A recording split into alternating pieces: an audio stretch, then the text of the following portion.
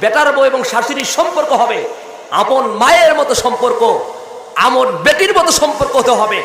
এই কারণে বলছি, যে মেয়েটা আপনার অন্য বাড়িতে থেকে এসে আপনাকে চেনে না, জানে না, শুধুমাত্র আপনার ছেলে বিবাহ করছে বলেই অচেনায় অপরিচিত একটা মানুষকে এসে আম্মা বলে সুন্দর করে ডাক দেয়, ঠিক কিনা?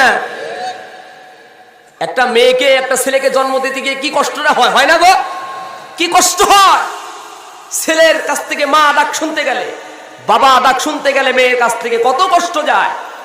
আর কষ্ট ছাড়াই শুধুমাত্র ছেলের বউ বাড়িতে আসলেই আম্মা আর আব্বা বলে ডাকে। এবার ওই বউটাকে নিজের মেয়ের মতো আদর করা দরকার আছে না নাই? কথা বলেন, দরকার আছে না নাই?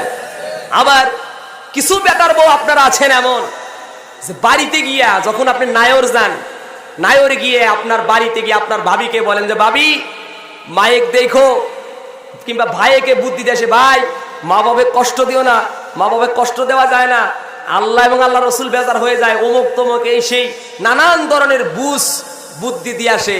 কিন্তু বাড়িতে আইসাই তার স্বামীকে কুবুদ্ধি দিয়া বলে এই বুড়া বুড়ি আঙ্গুর যা করতেছে সংসার একেবারে দিব না তো। কথা বলেন ঠিক না?